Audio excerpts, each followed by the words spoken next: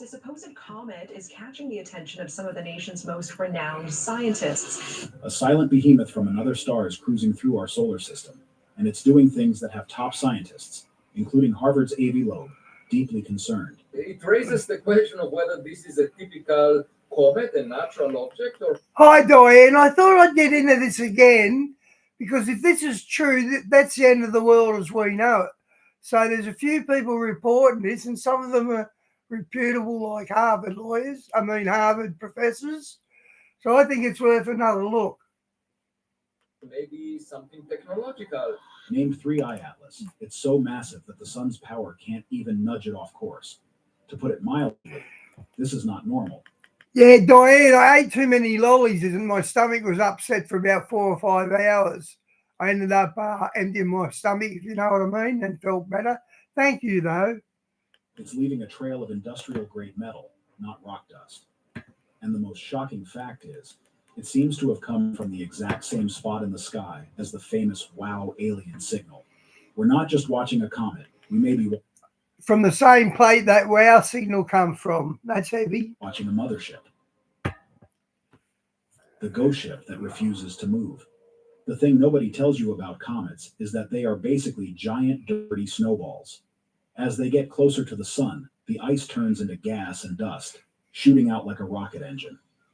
This process, called outgassing, creates a force that pushes the comet, changing its trajectory. We can see this happening to 3I Atlas. The Hubble Space Telescope took a picture showing it losing a staggering 150 kilograms, that's about 330 pounds, of its mass every single second. All of that material is blasting away from it, creating a force. And yet, this massive object doesn't care. Oh, that's the fleet they see surrounding it. You reckon there's a fleet surrounding it now? It's moving along its path as if nothing is happening, completely unbothered by its own jet stream. For an object to ignore a force like that, it has to be unbelievably massive.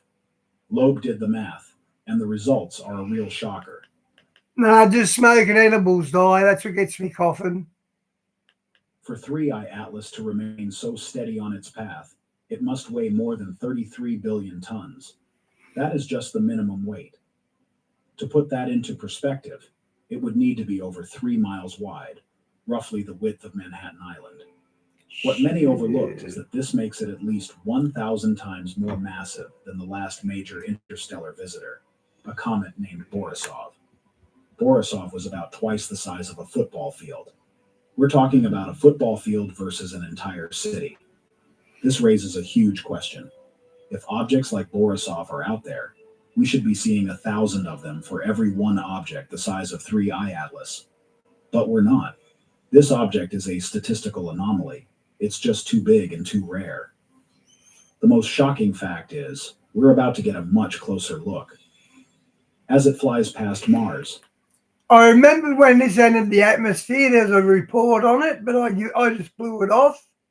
It will come within 18 million miles of the red planet. NASA has several orbiters there, and one of them, the Mars Reconnaissance Orbiter, carries a super powerful camera called HiRISE. This camera is so precise it can take pictures with a pixel size of... Okay, we now know that when these radars got above Mars, all of Earth's X-rays went dead. Just 30 kilometers. Not X-rays, all there. If it snaps a photo of 3I Atlas, even the brightest single pixel will tell us how big its surface area really is. The bigger the image reveals it to be, the more of an anomaly it becomes, because there simply shouldn't be enough material between the stars to form natural rocks of this size so frequently. The evidence is building that we are not looking at a simple rock, but its size isn't the only strange thing about it. The forehead tail. When something acts like a machine, you have to start wondering if it is a machine. And you can see this everywhere with 3I Atlas. Its behavior goes beyond just its size and stubborn trajectory. It's the little details, the clues it's leaving behind, that are making this mystery even deeper. One of the strangest clues is the material it's shedding. Reports have come in that the dust cloud around 3I Atlas contains nickel. That by itself isn't too weird. But the thing is, there's no evidence of iron. In that link you gave, they said the world's about to go nuts. This must be true, Diane. It's got a little bit of science to back it up. I think this is true. Imagine that. We've got an apex predator heading to our planet. In the natural world, especially in comets and Wow. asteroids, It's like something from a bad sci-fi movie. nickel and iron almost always come together in similar Hey, amounts. Phil, good to see you, mate. They're like cosmic brothers. Finding a huge cloud of nickel with no iron is a major red flag. So where do you find a lot of nickel without much iron? Here on Earth, you find it in industrial manufacturing. Specialized nickel alloys are a cornerstone of advanced technology, used in everything from electronics to spacecraft. See, I didn't know nickel was so important. Loeb points out this simple fact. While nature mixes nickel and iron, technology often separates them. Could this cloud of nickel be the exhaust or shed paneling from a technological object? It's a speculative idea, but it fits the evidence far better than the natural comet explanation. Then there's the issue of its tail. Every comet we've ever seen has a tail that streams away from the sun. The sun's energy and solar wind push dust and gas behind the comet, creating its iconic look. But that's not what we saw with 3I Atlas. For months, images showed a bizarre glow that extended in front of the object, pointing towards the sun. It was 10 times longer than it was wide, a feature that simply shouldn't exist on a normal comet. Could this be the rumor of war they're talking about in the Bible? Rumors of war. Avi Loeb uses a fantastic Come on, man. analogy. Up, up. Good It's girl. like seeing a cat with a tail growing out of its forehead. You might try to convince yourself it's just a normal street cat, but everything you know tells you something is fundamentally wrong. The object's light is also behaving strangely. It's showing something called extreme negative polarization. Think of it like this. When light bounces off a surface Move, like come a hot here. road, it gets Move, organized in come a here. certain way. Move. That's polarization. Move, come And here. it's why sunglasses work. Stop your They coughing. block that organized glare. The light from around 3I Atlas is polarized in a way that is very different from other comets, and Loeb believes this is directly connected to that weird forward-facing glow. The unusual geometry of that forehead tail is scattering sunlight in a way that natural cometary dust just doesn't. So, let's recap. We have an object the size of a city that weighs at least 33 billion tons. It's so massive it ignores the rocket-like force of its own evaporating gas. It's shedding industrial-grade nickel without its natural partner, iron. And it has a glowing tail coming out of the wrong end. One of these anomalies would be interesting. All of them together paint a picture that is hard to ignore.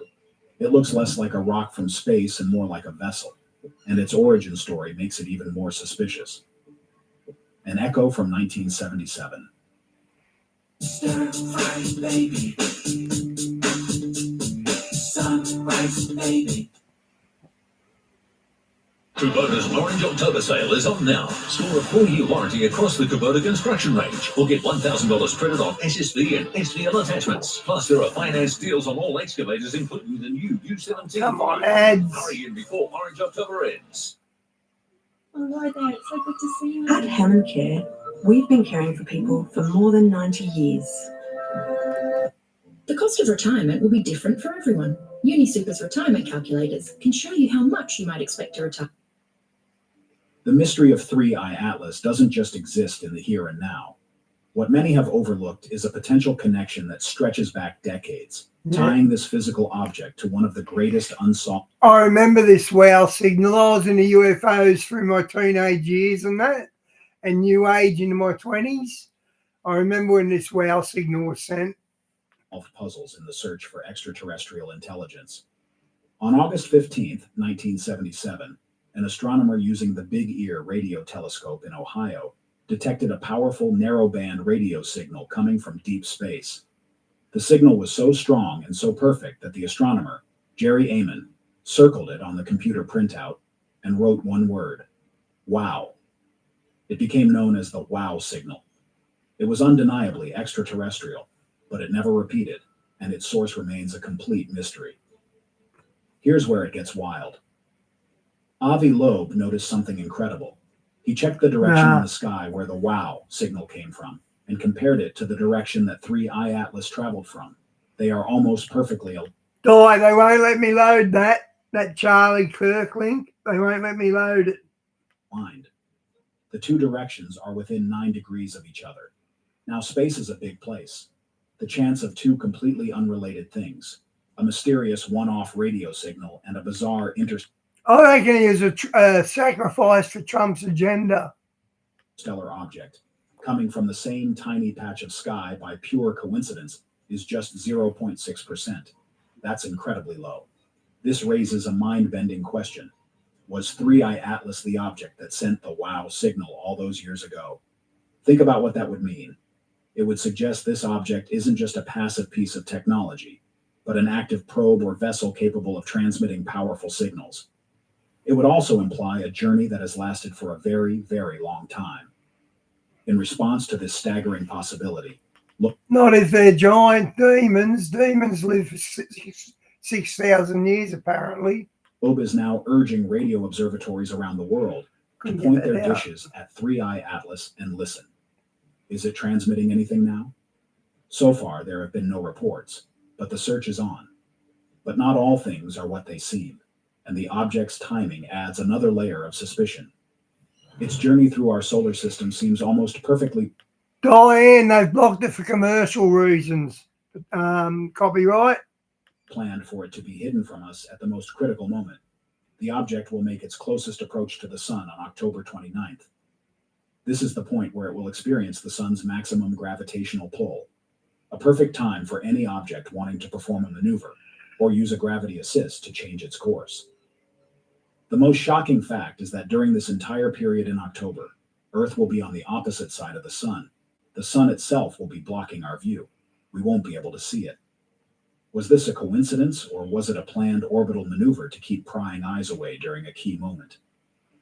Loeb poses a chilling thought experiment. What if, after it passes behind the sun, it emerges on a completely different trajectory? He says if that happens, the stock market will crash because it would be undeniable proof that this is no rock. It would be a controlled object. The object's timing and origin hint at something far beyond a random cosmic encounter. I think it's a mothercraft already. I've watched a few hours of this, and yeah, that's why I replayed it, Di. I think there's legs to this story. Ant and the biker. What do you do when you realize a potential black swan event, something with a low probability but massive consequences, is unfolding right before your eyes? This is the situation Avi Loeb believes humanity is facing with 3I Atlas.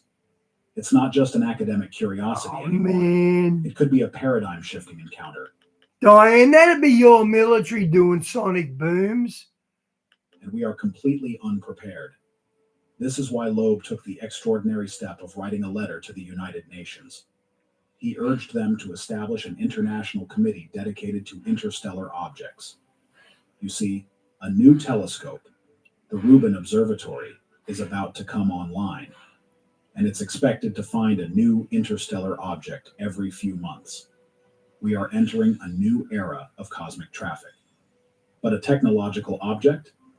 That is a completely different ballgame.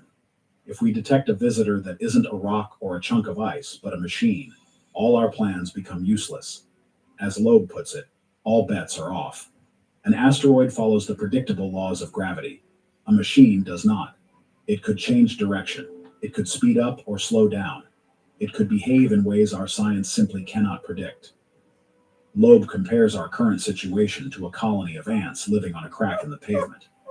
One day, a biker rides past. Good girl. To the ants, this event is beyond understanding. They might feel the rumble, see a giant shadow pass over them, and then it's gone. They would have no way to comprehend what a bicycle is, what the person riding it wants, or how to communicate with it. They couldn't change its path even if they wanted to. We, with all our pride and all our technology, might just be those ants, staring up at something so advanced we can't even begin to understand it. But the most chilling question is this. What if this potential mothership isn't just passing by? What if its arrival in our solar system has a purpose? A terrifying and exciting possibility. I think it's connected to that wow signal. Seriously considered is that this large object could be a carrier, designed to release smaller probes to explore our solar system up close. Imagine it, a mothership sending out dozens, or even hundreds, of smaller scouts to check out each planet, including our own. To watch for this exact scenario, Loeb has tasked his own research team, the Galileo Project, with an incredible mission. They are not just looking for giant interstellar objects anymore. They are now hunting for something much smaller and much closer to home. With 3 new observatories set up in Massachusetts, Pennsylvania, and Nevada, his team has been ordered to watch the skies around Earth for any unusual activity in the months following the object's closest approach to the sun. Are we about to get smaller? If you were them, you'd zero straight into this, wouldn't you?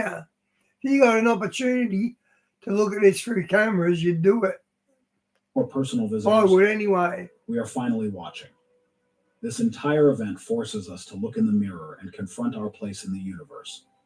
For all of human history, we have been fighting each other over imaginary lines on a map, arguing over resources and beliefs. We have built walls and pointed weapons at our own kind.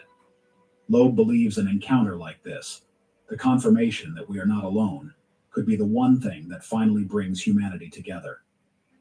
If there is a major event coming from the sky, a message from the stars, we would instantly realize that we are all on the same tiny, fragile boat in a vacuum.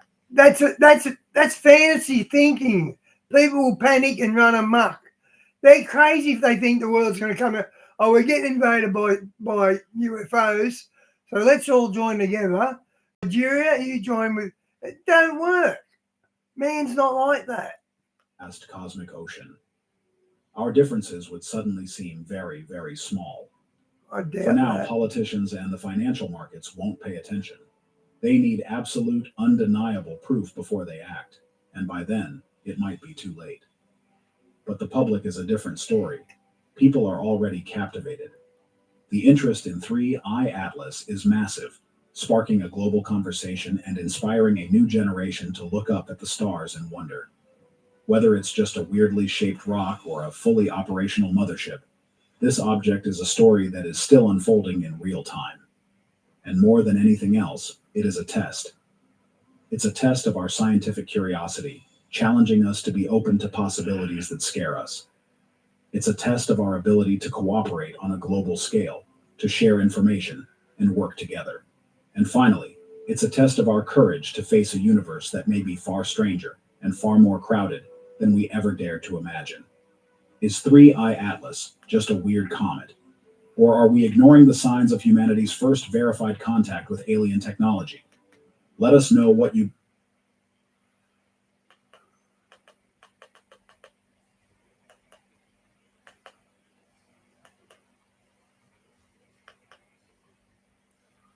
The part that I enjoyed the most about my postgraduate studies, we were offered so much practical experience. Considering teaching is such a practical industry, I really love the fact that I was able to get into the classroom as soon as possible to apply the skills that I was learning. Flight Centre's Western Australia sale is on now. Save up to 40% off your next adventure from pristine beaches. The supposed comet is catching the attention of some of the nation's most renowned scientists. A silent behemoth from another star is cruising through our solar system, and it's doing things that have top scientists, including Harvard's Avi Loeb, deeply concerned. It raises the question of whether this is a typical comet, a natural object, or maybe something technological. Named 3I Atlas, it's so massive that the sun's power can't even nudge it off course. To put it mildly, this is not normal. It's leaving a trail of industrial-grade metal, not rock dust. I'm not sure if I want to get mixed up in that fight. They pick on me enough as it is. And the most shocking fact is, it seems to have come from the exact same spot in the sky as the famous Wow alien signal.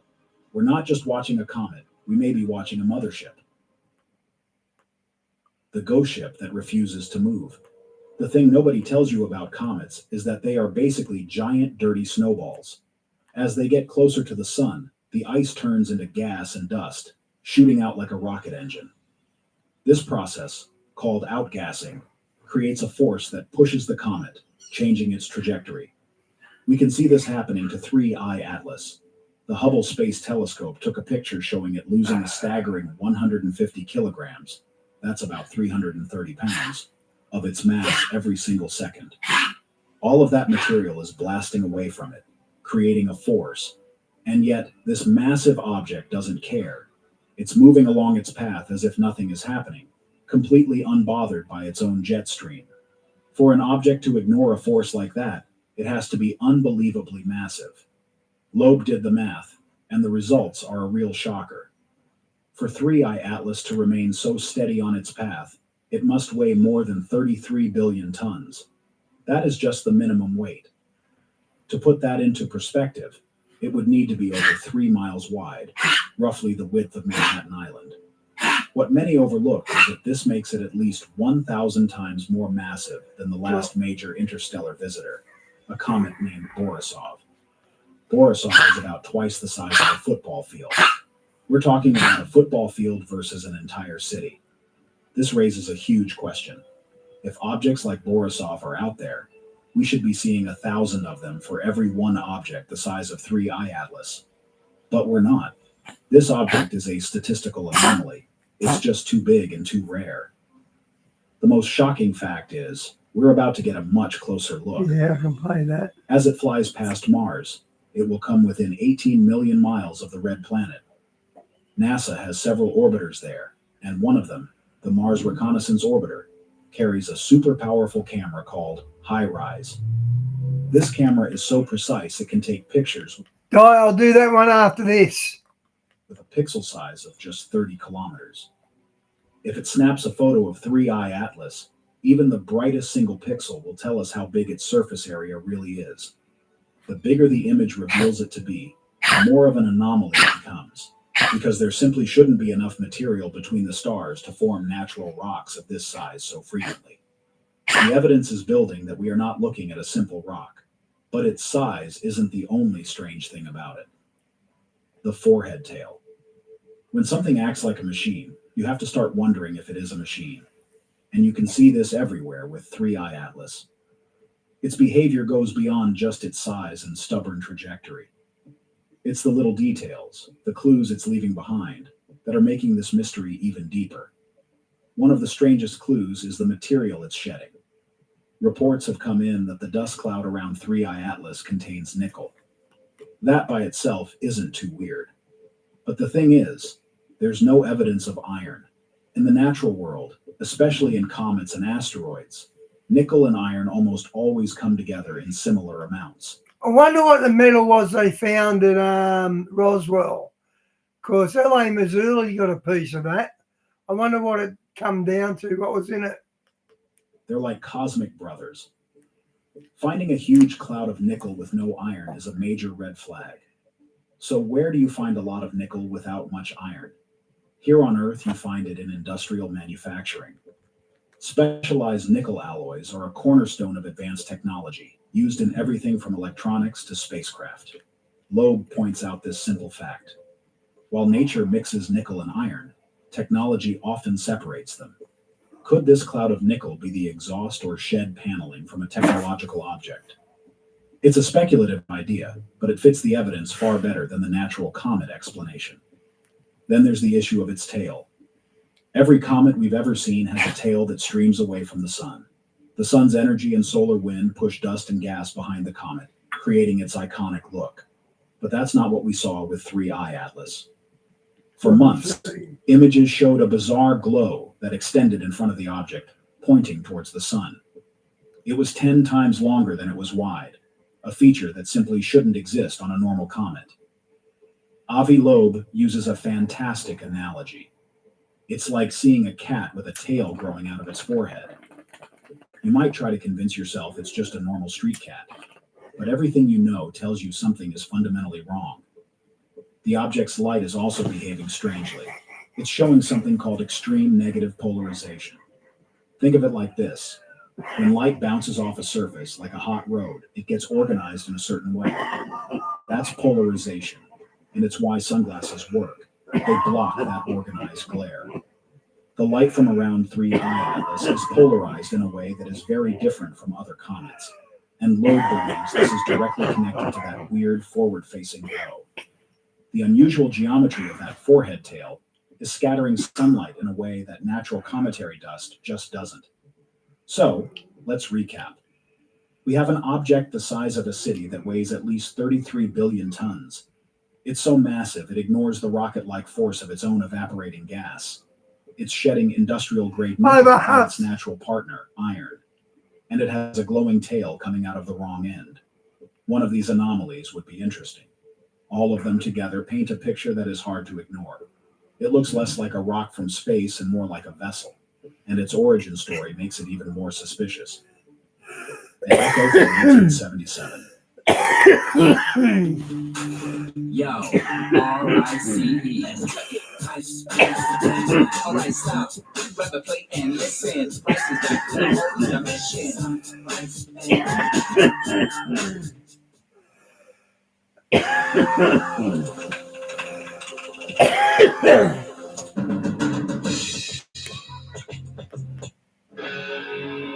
For customers like Jack, great experiences aren't built with their best guess. They're built with The mystery of 3i Atlas doesn't just exist in the here and now. What many have overlooked is a potential connection that stretches back decades, tying this physical object to one of the greatest unsolved puzzles in the search for extraterrestrial intelligence. On August 15th, 1977, an astronomer using the Big Ear radio telescope in Ohio detected a powerful narrow so there's something to this story? We thought there was. Band radio signal coming from deep space. The signal was so strong and so perfect that the astronomer, Jerry Amon, circled it on the computer printout and wrote, It broke about on Mars, and they're saying it's got a fleet around it now. Maybe that's the outcastings of the shell of the vessel, but they're saying they've got a fleet with them. One word. I lost my voice for some reason. Wow.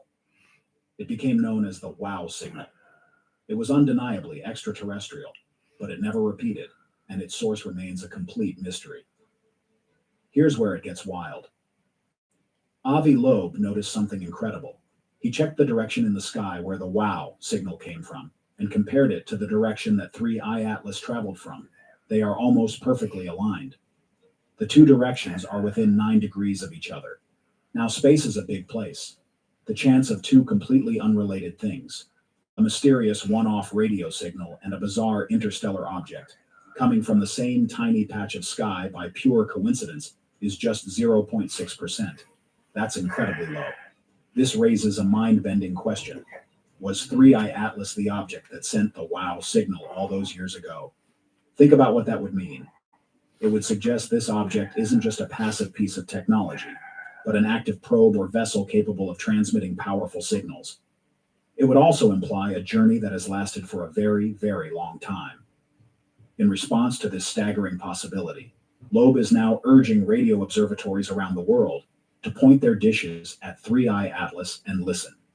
Is it transmitting anything now? So far, there have been no reports, but the search is on. But not all things are what they seem, and the object's timing adds another layer of suspicion. Its journey through our solar system seems almost perfectly planned for it to be hidden from us at the most critical moment. The object will make its closest approach to the sun on October 29th. This is the point where it will experience the sun's maximum gravitational pull, a perfect time for any object wanting to perform a maneuver or use a gravity assist to change its course. The most shocking fact is that during this entire period in October, Earth will be on the opposite side of the sun. The sun itself will be blocking our view. We won't be able to see it.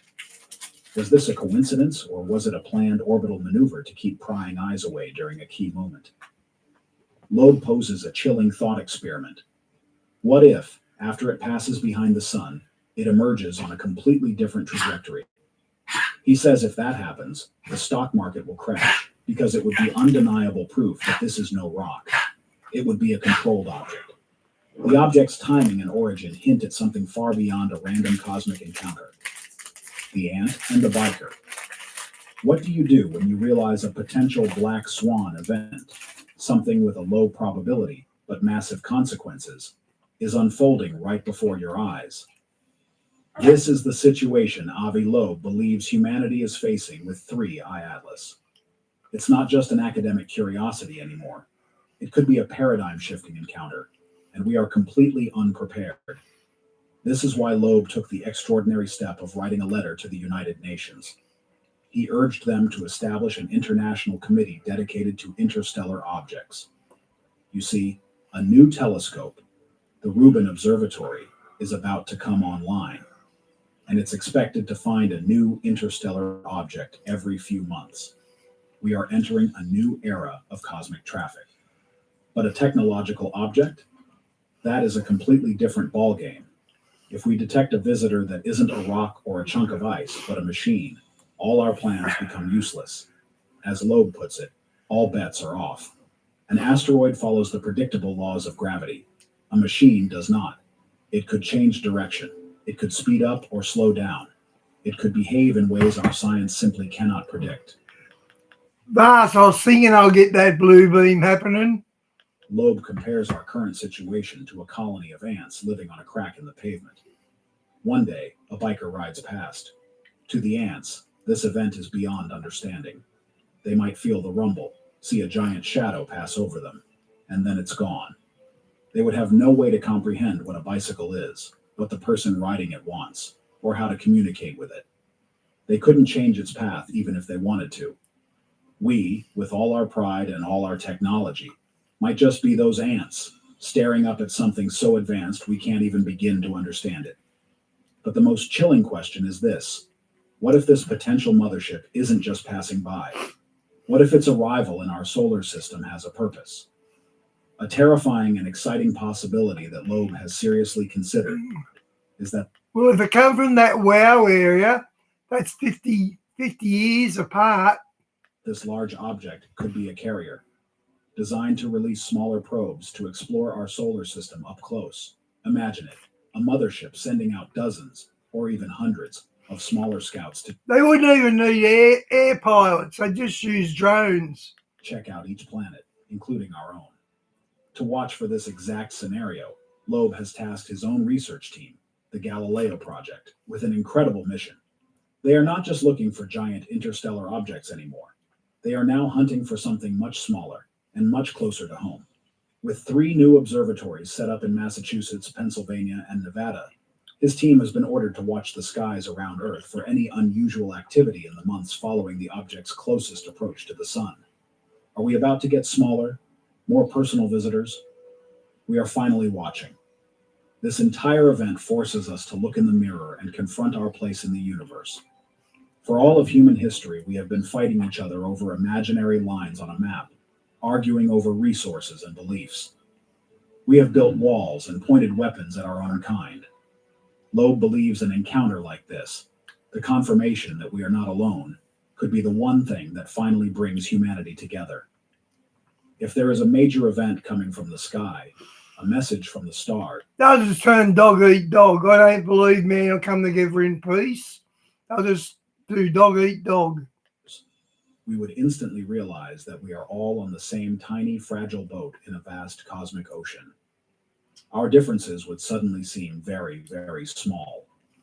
For now, politicians and the financial markets won't pay attention. They need absolute, undeniable proof before they act, and by then, it might be too late. But the public is a different story. People are already captivated. The interest in 3I Atlas is massive, sparking a global conversation and inspiring a new generation to look up at the stars and wonder. Whether it's just a weirdly shaped rock or a fully operational mothership, this object is a story that is still unfolding in real time. And more than anything else, it is a test. It's a test of our scientific curiosity, challenging us to be open to possibilities that scare us.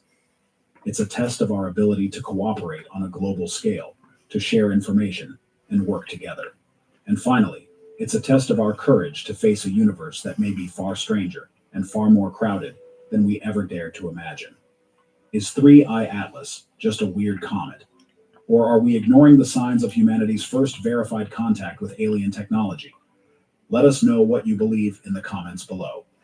Don't forget to like and subscribe for more cosmic.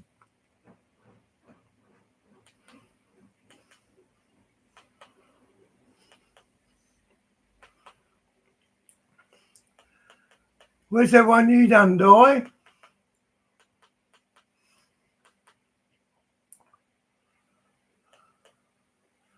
Hang on, let me see.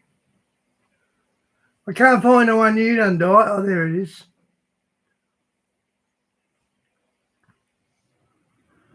Vatican Library, no. Okay.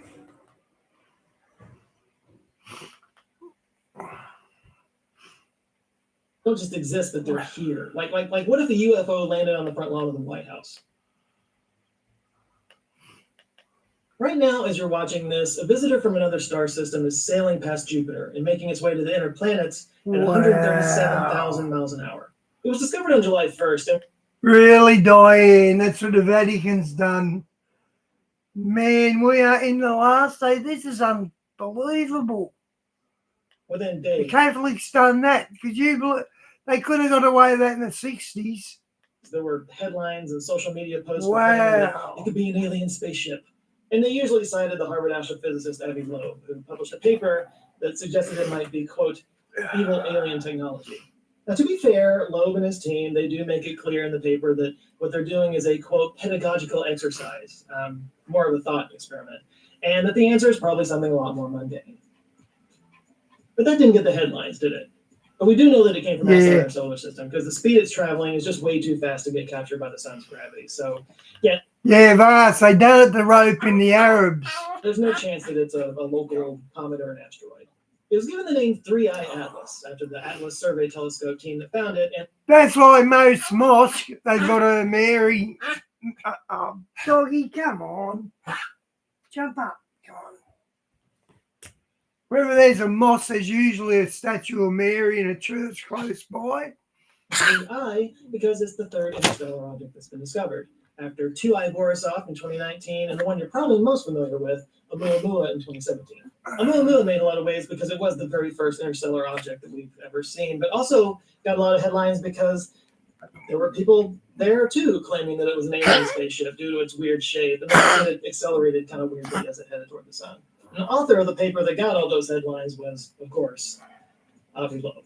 I should say Avi Loeb is actually a very respected astrophysicist, especially in the field of black holes. He was actually friends with Stephen Hawking back in the day. But in the last 10 years or so, he's kind of gone all in on extraterrestrials. Basically everything that gets discovered these days, he seems to chalk it up to aliens.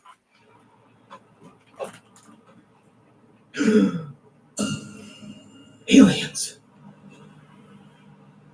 That's a grill, dude. Well, sure, we know that now.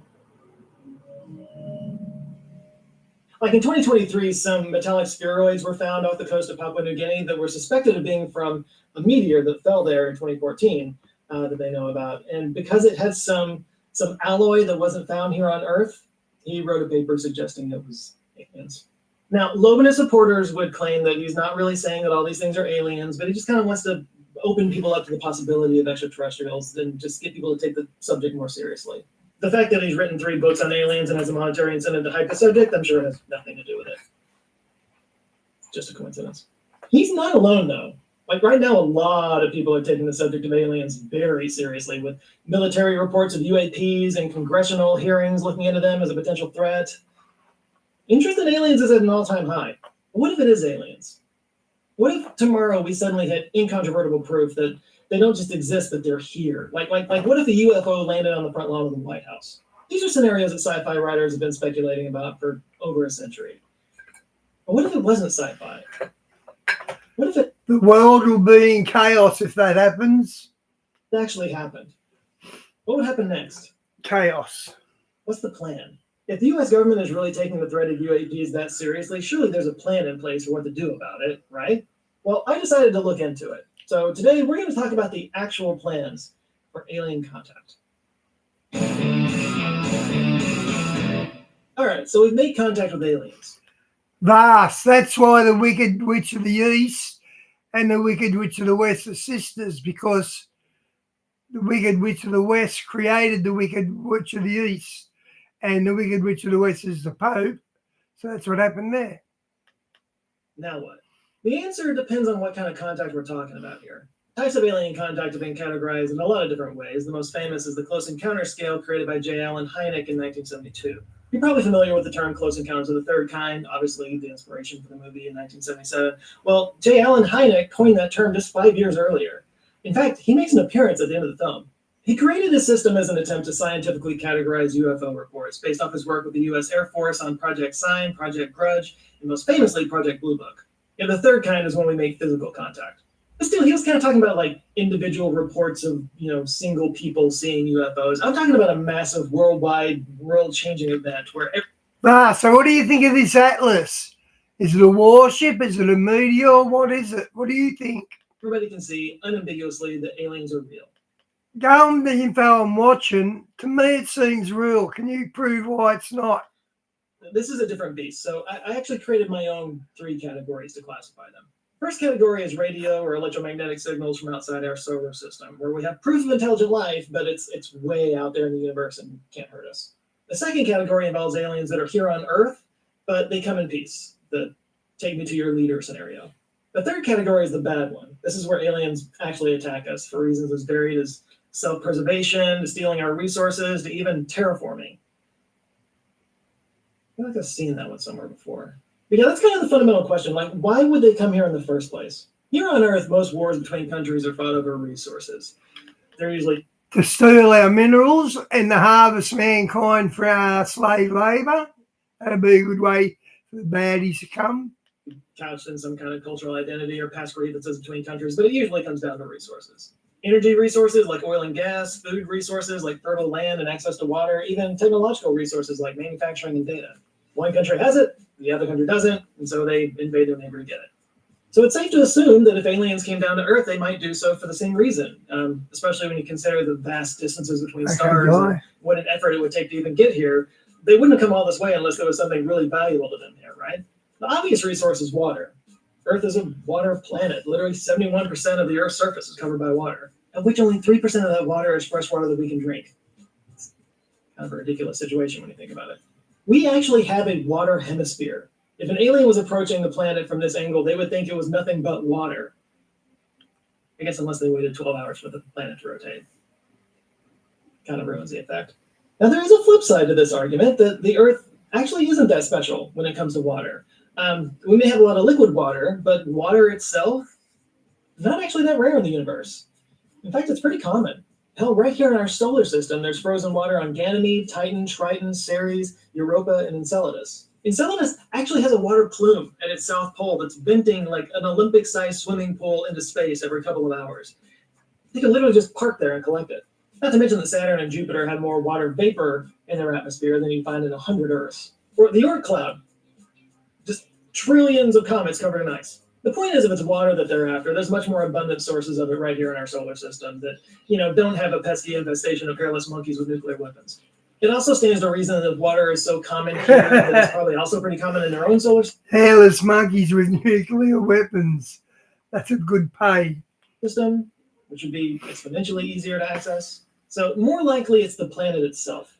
Like for whatever reason, their planet or their stars become unstable. And then they find this nice, wet planet right in the squishy zone of a stable M-class star, one that's not too far away.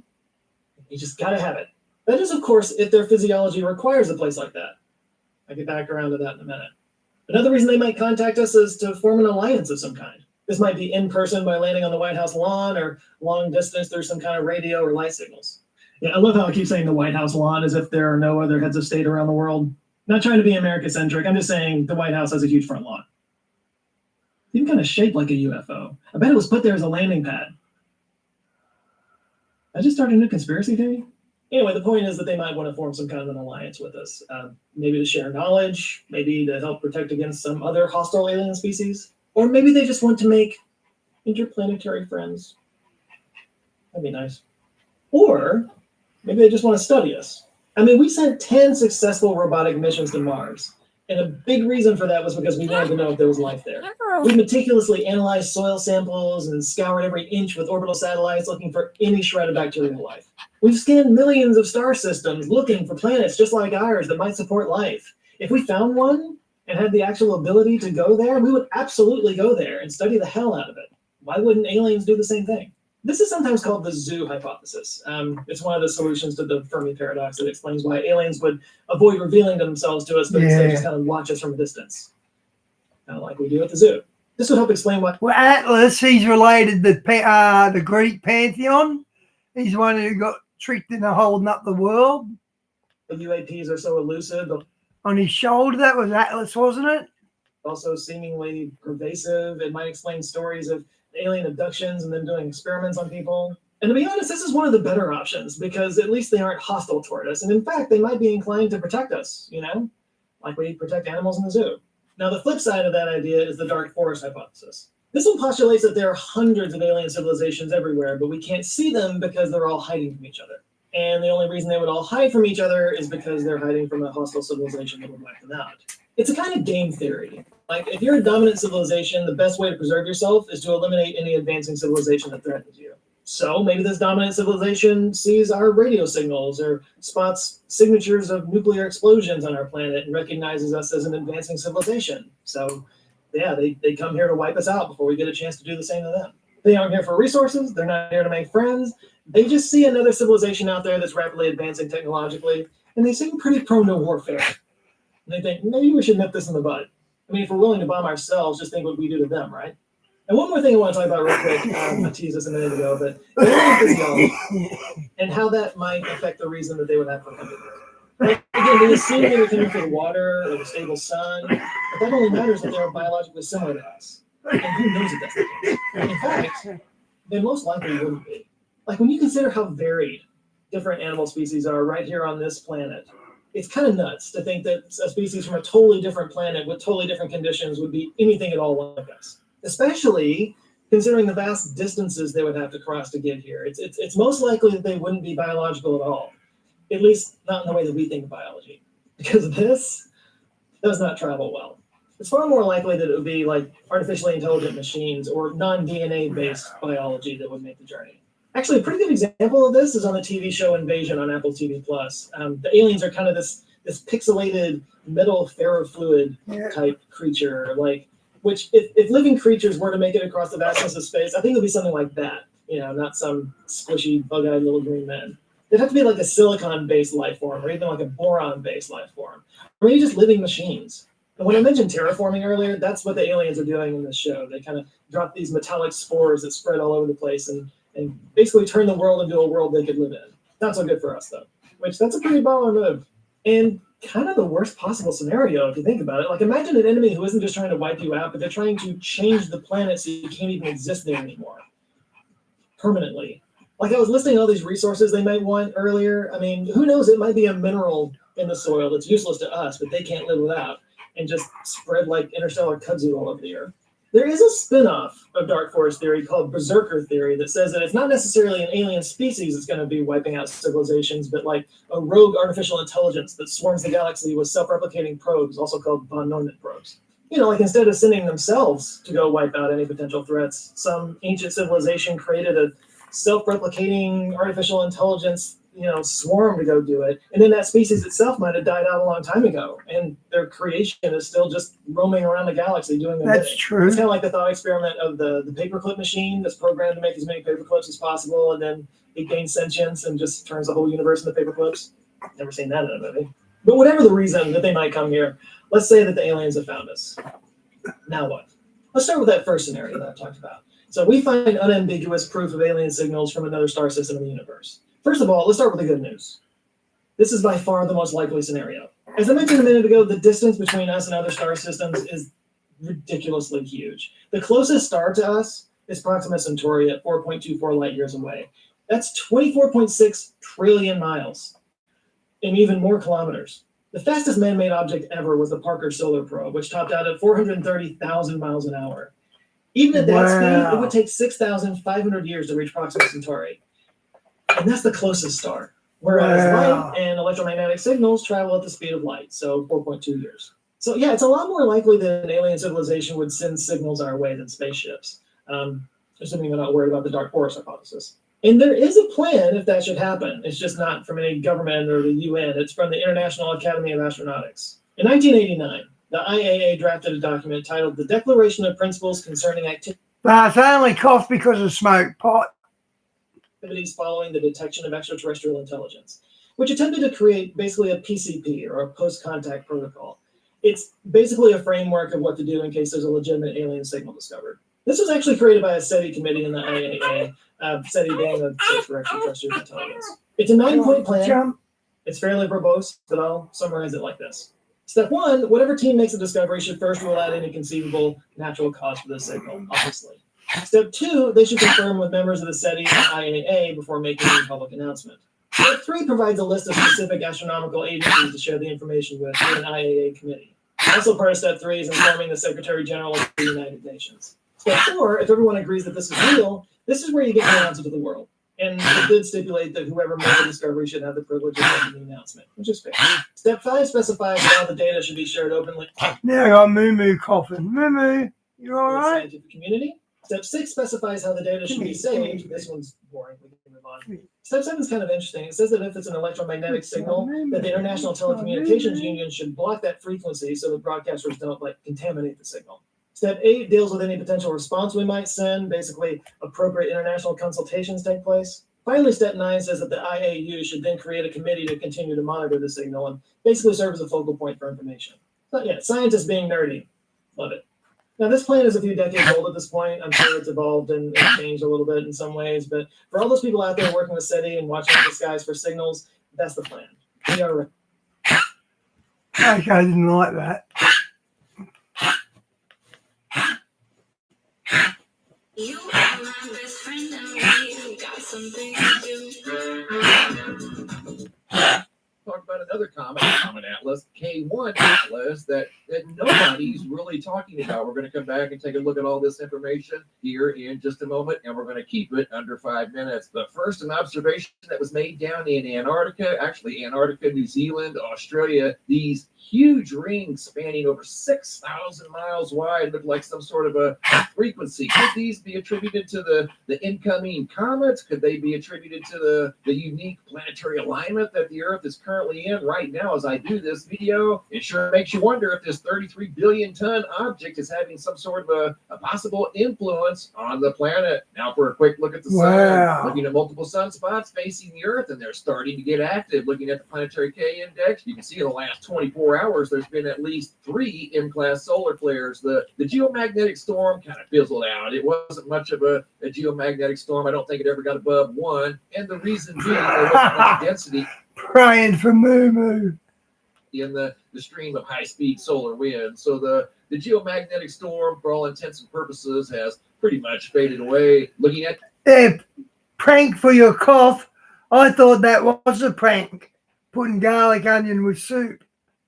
the Schumann resonance, all quiet the last 5 days. I want to show you guys a video I put together of the 4 comets, 3 that are being talked about, 1 that's not being talked about, while I read you guys a list of anomalies surrounding the 33 billion ton object that we're calling the 3I Atlas, the interstellar traveler that's traveled into our solar system from another star. First, you're looking at a JPL map, a sky map of C2025 K1 Atlas. This is the other comet atlas that nobody's talking about. With regard to the Earth, you can see the Earth's right over here on the right. Comet Atlas is also over here behind the sun with 3I Atlas. This comet right here is slowly departing the solar system as Comet 3I Atlas is entering the solar system. And speaking of 3I Atlas, here we go. A list of anomalies that surround this object. It virtually is traveling on the ecliptic plane. 3I Atlas is too large to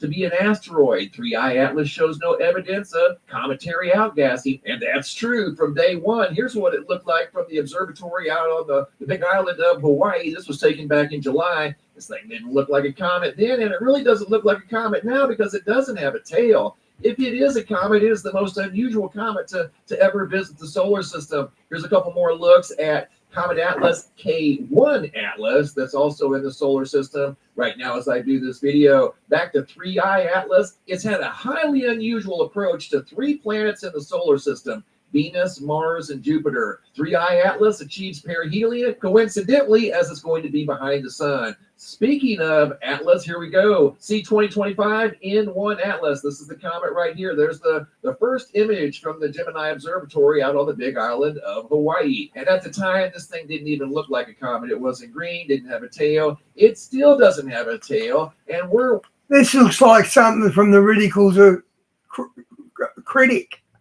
well into the inner solar system. Here's a photo taken by Michael Yeager back in September of 2025 from Namibia when it first started showing signs of a green coma. But other than that, there's nothing that really resembles a comet. Here's a look at Comet Lemon, C2025 A6, and its current position in the solar system. You can see this from Earth if you get up early in the morning and look in the eastern sky. Here's what it looks like right here over here at spaceweather.com. There's a look at Comet Atlas just as the sun's coming up in the eastern sky. And back to the slideshow, here's another view of Comet Lemon with this super long tail spanning over 7 million miles. This one here looks like a traditional comet. Here's another view of Comet Lemon by Efrain from Puerto Rico, who zoomed in super tight on the head of Comet Lemon. Here's another look at Comet Lemon from Lionel out of Utah. R2 Swan. This is another comet that everybody's been talking about. Here's where it's at in the solar system. You can see it too is fairly close to the Earth, and it looks very similar. Yeah, Vars, if you can pick holes in this, let us know, because I want to know if it's legit or not. To Comet Lemon. Look at the very If it's legit, we've only got like weeks to go. long tail on Comet Swan and the familiar green head. No doubt that looks exactly like a comet. Here's an image of Comet Swan and Comet K1 Atlas at the same time out of New Zealand. Image taken by Minoru Yaneto. That is rare. That is something you definitely don't see every day. Much like Comet 3I Atlas. This is a very rare visitor we have in the inner solar system, and it continues to be an enigma as it gets closer and closer to perihelion behind the sun. Could we see more objects enter the inner solar system? We're already having a comet party in the solar system. We might see a few more. Thanks for watching. Have a super day and be safe out there. Pretty serious.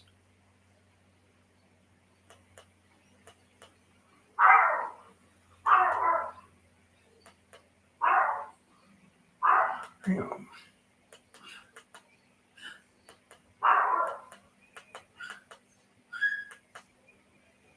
I'll pay agenda tomorrow, do I?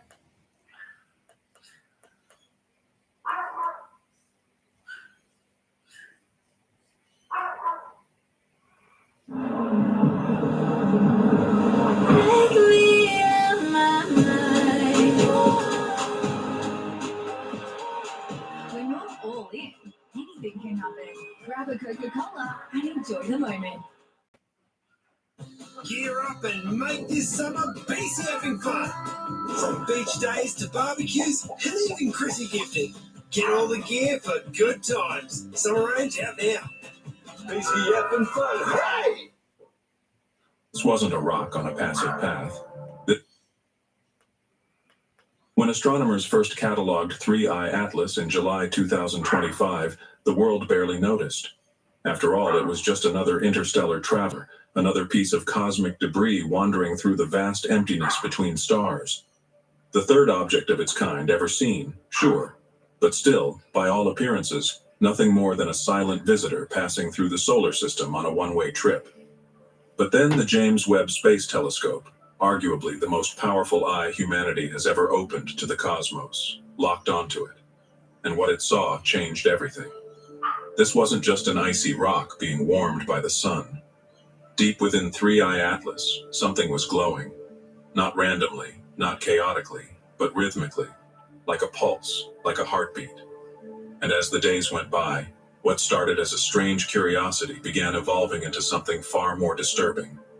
Brightness levels soared beyond prediction. The object began emitting thermal energy from within, not from its sunlit surface. Then came the signals, radio pulses repeating with inhuman precision.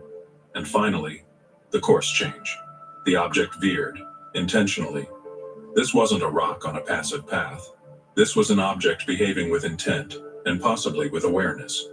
Something is inside 3I Atlas, and the James Webb Telescope may have Hi, just Shawnee, confirmed good to that it's see ya. alive.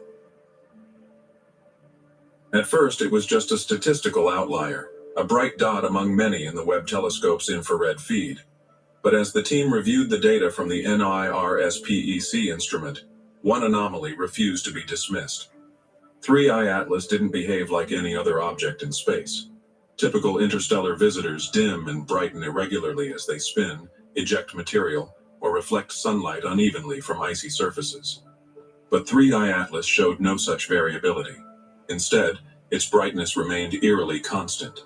Even more alarming, the object emitted a centered, focused glow from its core, like a miniature furnace pulsing at exact intervals. Every 4 hours, the heat surged and faded in a perfectly timed cycle, like a biological rhythm. The pattern was too precise to be geological. It didn't correspond to rotation, solar wind, or any known natural process. It came from deep inside, completely unaffected by the changing angle of sunlight or the object's distance from the sun. Scientists called it a thermal anomaly, but off the record, some began whispering another word: heartbeat. The pulse was slow, deliberate, and mechanical, resonating not like a star's radiation. Oh, do you remember them drones about 6 or 10 months ago where a drone got caught up in a tree and it had a metal outside and something living was in it? You're mixing me up here. But like an engine breathing in deep space. Something inside this object was generating internal energy, independent of external forces. And for those studying the patterns, one terrifying question began to emerge. What kind of object powers itself in the dark? As the thermal data became impossible to ignore, radio astronomers joined the investigation. Telescopes across the globe, from South Africa to California, aimed their receivers at 3i Atlas. For days, the feeds were clean. Then came the breakthrough. The Allen Telescope Array detected a faint, narrow Merlin on the remote as usual. Band signal, a consistent pulse emerging every 4 hours, perfectly synchronized with the thermal surges detected by Webb. At first, skepticism reigned. Could it be noise, an echo, local interference? But as hours turned to nights and nights into weeks, the signal did not waver. It was steady, exact, and incredibly persistent. The pulse wasn't just present, it was adaptive, showing minute variations aligned with fluctuations in the solar wind. Multiple facilities confirmed the same pattern, ruling out equipment error or human-made sources. And the repetition, it was too mathematically clean. Fourier analysis revealed a stable carrier wave, unlike anything naturally occurring in space. It was as if something on board 3i Atlas was not just active, but trying to broadcast. Teams attempted to match the signal to known pulsars, neutron stars, and cosmic background radiation, but every test returned negative. There were no natural explanations left. The last test involved sending a simple message back, a series of prime numbers, elements of the periodic table, and basic mathematical constants. 72 hours later, a reply arrived, distorted, faint, but it was there, and it arrived on time, to the second. Something had heard us, and something had answered. It was August 18th when everything changed again. Webb's continuous feed I must admit, though, there's not much substance, is there? captured a sudden flare from 3i Atlas, an explosive surge of energy that increased the object's brightness by over 40% in less than an hour. No comet behaves like that, not even when erupting with jets of vapor or dust. But even more shocking was what followed. A recalibration of the object's trajectory showed a subtle, but undeniable course correction. 3i Atlas wasn't just drifting anymore, it was steering. The change brought it closer to the ecliptic plane of the solar system, aligning it more precisely with the inner planets. The European Space Agency's orbital modelers, led by Marco Michelli, reran simulations, attempting to attribute the maneuver to outgassing or other physical processes. But the math didn't fit. The thrust required for such a shift was far greater than any natural jetting could produce. And more tellingly, the flare and the course change occurred simultaneously, as if one triggered the other. No known comet, asteroid, or interstellar object has ever altered its own trajectory. Not like this, not with purpose. If something aboard 3i Atlas was responding to us, our signal, our instruments, our presence, then this was no longer just an observation. This was an encounter. And whatever was piloting this object had just made its first move. In the aftermath of the flare and trajectory shift, attention turned to the object's composition. Spectroscopic analysis was accelerated across all major observatories. The team at Johns Hopkins, led by Okay, guys, I might sack this. There's not much evidence. Like I said, Di, there's a good actor, but not much evidence.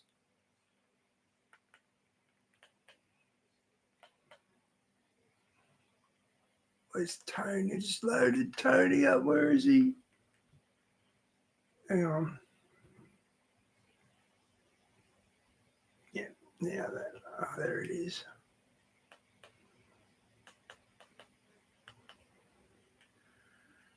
At the Great Pyramid, it appears to be, of course, a ritual of sorts.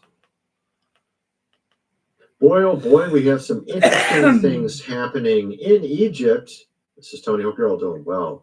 And the timing is very, very strange.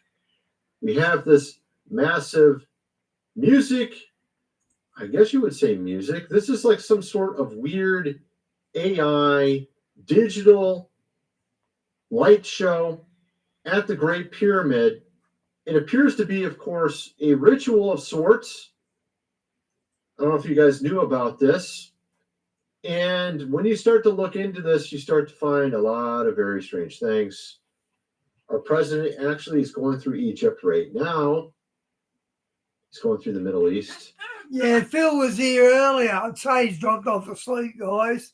He works pretty hard from what I gather. The timing is interesting. We have also all these weird things going on in the world at the same time that seem to be spiritual. We see spiritual warfare going on right now in the world. Check out this weird concert where they're showing some sort of being breaking out. And if you followed my channel for the last decade, I've covered what I think is underneath the Great Pyramid. We had the emerald tablets. Now, there's two types of emerald tablets. There's the emerald tablets of Thoth, which they tell you don't exist or not real. Maybe he's going to shave his back. And then you got the actual real ones. They don't tell you that. Actually, they're kind of tricking you when they say that. There actually are literally tablets that are historical artifacts called the emerald tablets. But the ones that are called the emerald tablets of Thoth, there's like these fake ones that were made based off a book, but actually they're sort of representing the original real ones. It's almost like they don't want you to know this. That's why they can come out and say this. I've seen people like Wes Huff say this. Oh, the emerald tablets of Thoth, those are fake. They're not real. But actually, he doesn't tell you, well, actually, there are some emerald tablets. There actually are real ones. It's just not the ones that people are referring to. They're pretty much the exact same thing. Oh, we shouldn't tell you that part, though. That talk about there being another dimension underneath these Great Pyramids. That there's something underneath them. Something that's trapped under there. Something spiritual. I covered, I think it was 12 years ago on this channel. It's been a long time. Okay, it's only 23 hours old, so it's fresh. How I was outside walking around at nighttime praying, and then just God out of the blue just told me something weird. I wasn't even thinking about it at all. He's like, the bottomless pit is under the Great Pyramid. I'm like, what? Are you serious? Yeah, the bottomless pit is under the Great Pyramid. I'm like, okay. So I was like, that was kind of weird thing to hear from God. I'm like, what the heck's this? I went and looked it up. Shawnee, your kids would be grounded in the word, so they'd be safe. And I found out, whoa, actually there is some ancient writings saying this. This is weird. Are they actually trying to conjure, of course, something up from the Great Pyramid? And of course, I'm not going to play the audio because who knows if they have a copyright on there. I've seen how they've done that before. Just notice how the Great Pyramid disappears, reappears. You see that in their production there? The light show, their virtual reality hologram projection that you'll see in a minute here. I'm going to show you it. Of a being, a giant being coming through this portal here. And these are the two pillars, which represent a portal. We have also the lights in the formation of the sigil of Lucifer. Wow. Let me see if I can show you what I'm talking about. Here is these two poles, two pillars, as you can see there. All right. So here's the thing trying to break out. What is trying to break out? Oh, well, I told you what's underneath the Great Pyramid. Some fallen watchers from the Book of Enoch, for example. Maybe some of those guys are underneath there. Yeah, actually, that's what Aleister Crowley thought. He was actually met by a being in the Great Pyramid. And then later he literally had the devil come to him as I was. And yeah, that's what was literally told to him. So I wonder if it's true. Yeah, actually, I think it is true. And I'm going to get into all this. We're going to get into a ton of stuff. I'm going to show you a lot more as we get into this. We're going to get into also where I think all this is going. We've got some insane stuff being said by Sam Altman. First, I got to mention Food Supply, 25-year shelf life. Link is in the description. 4 months worth for $6.97. It's actually 3 months for an extra month. Link is in the description. You never know what's next. Just in case there's a Terminator 2 coming our way, without Arnold Schwarzenegger, you might want to get that just in case. I reckon we have got them on their way, Terminators. Yes. Considering what Sam Altman said right here, and I got an interview to show you as well of the guy, to show you how trustworthy he is. Sam Altman warns AI could kill us all, but he still wants the world to use it. I got to show you this interview of him on the Tuckmeister in a little bit, because it shows you really what kind of guy he is. All right. Also, this book here, The Lost Ways, how your great-great-grandfather lived without electricity, how to build a cellar, do things around the house, as they did in the old days, hundreds of pages illustrated. You're going to definitely need that book before the power goes out. And if AI ends up taking all of our jobs, I'm sure somebody out there is going to be like, I think we need to hit the reset button. Oh, look, no power. You might want to get this book just in case. Link is in the description, $37 to get the printed version. So, of course, Sam Altman was in an interview recently with the Tuckmeister. Actually, it was a little while ago. Was this a month ago? I think it was a month ago. And I'm fascinated with this interview. It's so, the way they talk to each other is just very fascinating. That's maybe why it's got 40 million views. It's about a coworker who allegedly was his friend who mysteriously died coming home from a vacation. For some reason, his camera CCTV was all cut. All the wires were cut on his CCTV. He ordered takeout, but for some reason, according to Sam Altman, he really just was depressed for some reason and took, of course, unalived himself. This is according to Sam Altman.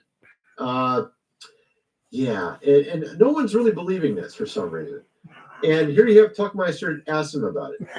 So you had complaints from one programmer who said you guys were basically stealing people's stuff and not paying them, and then he wound up murdered. What was that? Also a great tragedy.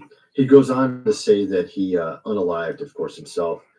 I just recently saw the post of what's being referred to as being stolen stuff that was taken by Sam Altman's company. And from what I understand, it came from Grok. It was a worker from Grok that stole all of the code for Grok and gave it to OpenAI, I think it was.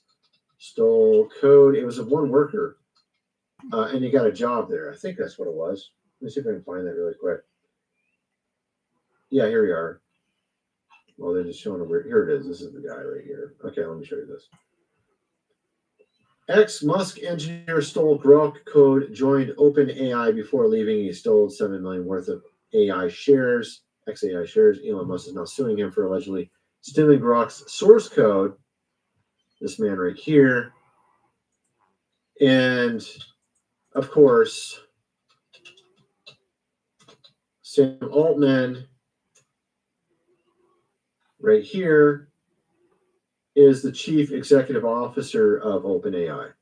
So that's the guy we're talking about. So they just had, some guy who was sort of close-ish with Sam Altman had a conscience and is like, we can't just steal people's code. We can't steal the entire code from your competitor. This is not a good thing. And for some reason, he's gone. He's dead now in a very strange fashion. Let's let Tuckmeister explain this. This was like a friend of mine. This is like a guy that, not a close friend, but this is someone that worked at OpenAI for a very long time.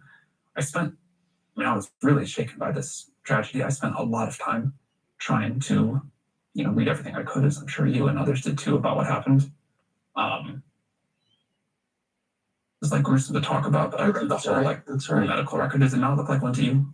No, he was definitely murdered, I think. There were signs of a struggle, of course. The surveillance camera, the wires had been cut. He had just ordered takeout food, come back from a vacation with his friends on Catalina Island. No indication at all that he would, no behavior. He had just spoken to a family member on the phone. And then he's found dead with blood in multiple rooms. So that's So as you can see here, Sam Altman looks like he's being genuine. He sounds like he's being authentic, but that's the problem. Because obviously in this case, something doesn't look right with regards to how this programmer died. And for him to just act like he honestly, really genuinely thinks he unalived, of course, himself, doesn't seem actually feasible. Like, I don't think he feasibly believes something like that. Like, I don't think anybody would. So for him to look genuine while lying, talking about Sam Altman, based on my own assessment here, he's most likely lying, at least in the aspect of not thinking it looks strange what happened to this programmer.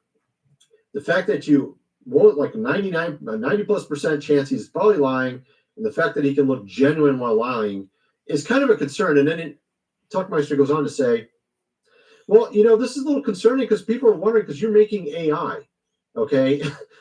if we can't really trust you on this story, how can we trust you with AI? Kind of a good question to ask. I don't know. Maybe because you got these weird things going on at the Great Pyramid right now. That might be a reason why we don't really trust it. Yeah, I don't know. It looks a little strange. Something coming out of from underneath the Great Pyramid, sort of giant looking. I don't know. Could that be a demon? Could that be a fallen watcher of some sort? Are you trying to pull something out from underneath that thing? In the spiritual realm, you only built a portal over it. I don't know. It's kind of strange, actually. Maybe that's what's going on here. And, of course, we also had another video go viral. We're going to get back into that in a second here, the whole Great Pyramid. Apparently, this just went viral yesterday. This guy's got proof that Mandela effect is real. He apparently put it in a safe. Unfortunately, it doesn't have the best camera. The other thing, whatever, blah, blah, blah, blah, blah. Pull these out first. So I have the Shazam video that they say never existed. Which is Mandela effect number 1. You can't focus. Get this to focus. I don't know why it's not focusing. The other guy can't use the camera. I have the Berenstain Bears. Berenstain Bears.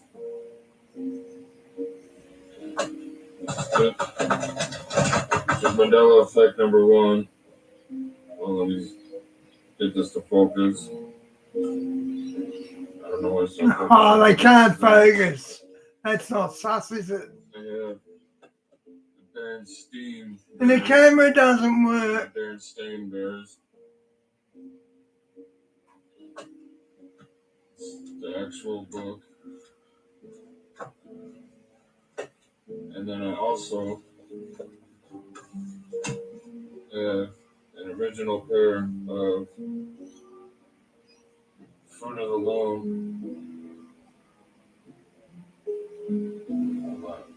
Fruit of the Loom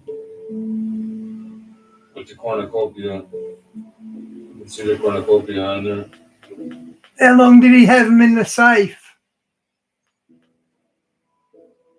They say it never existed. So you can see there he has 3 of the main ones that people talk about a lot, and he has apparently evidence for each of the 3.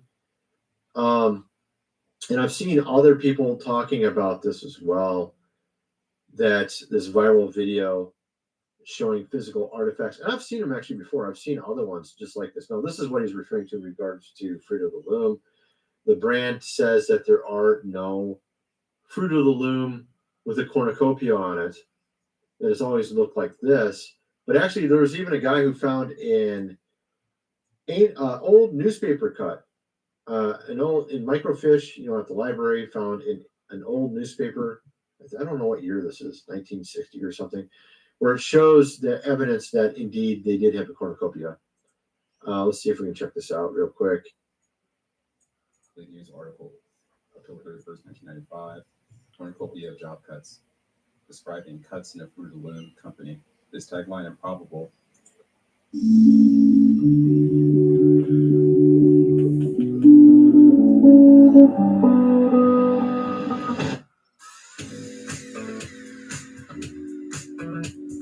Advancements in health and wellness are happening far.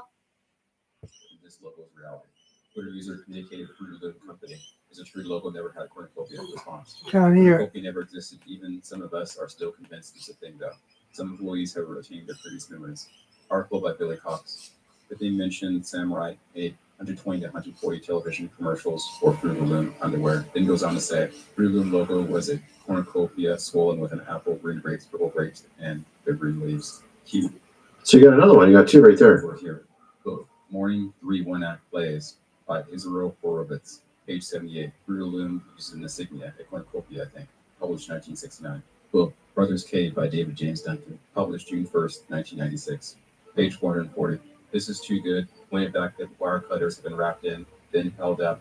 It was a pair of baby blue Fruit of the Loom boxer shorts. Skip down. He pondered the little horn of plenty on the label, snapped and unsnapped the two buttons, turned short. So you can see there lots of different examples of people talking about the cornucopia. Fruit of the Loom, and we've talked about this on our channel before back some years ago, probably 8 years ago, the whole thing with the Mandela effect, which is really interesting because the first time it was ever introduced, the entire idea of the Mandela effect was 2009. In 2009. Okay, you see that? I don't know where my page went. I had it open earlier. When did CERN, of course, turn on? 2008. You see that? Isn't that a little strange? So the first time that thing ran was 2008. 2009 was the first, of course, mention of the Mandela effect. Makes you wonder if that's 100% related or not. I'm not sure about this Mandela effect. I also have my own. I'm sure you got some as well. I remember Billy Graham dying and he wasn't dead. I remember him being dead, and then I saw like a show where he was still alive. I'm like, what? Wait, what? I thought he was dead. What's going on here? He's alive still? That was one for me. Also Keanu Reeves. And I actually found articles on the internet saying what I was thinking too, by the way, about Keanu Reeves. I thought Keanu Reeves was gay, like literally gay, like a gay dude. And I remember like him being with some guy. And it was like way back in like the 90s or something. I don't remember when it was. It was like the 90s or something. And I actually found articles on the internet from like way back, written right when the internet started, where people were saying the same thing as I thought. I don't have it pulled up right now, but the guy is not gay. Keanu Reeves is he was married to a woman, actually. At any rate, so there's a lot of weird ones like this that are out there. And some are saying that they use, of course, the Hadron to pull out these, beings. I'm curious about if it's running right now.